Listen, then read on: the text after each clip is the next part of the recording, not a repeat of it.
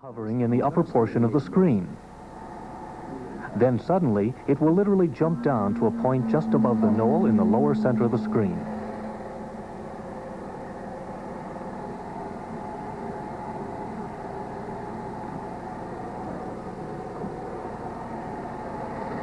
You see, if she jumps, there is always like a flash coming on.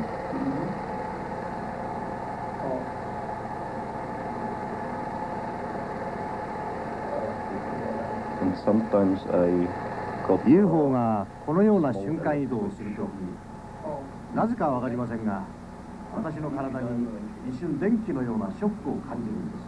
Why, I don't know. Now we will examine the film frame by frame. Analysis failed to detect any alteration or trickery in the film. At the moment of the dematerialization or jump, the scene becomes very bright, unreasonably bright. Could there be a correlation between Майер feeling an electrical shock during the contacts and the film becoming brighter?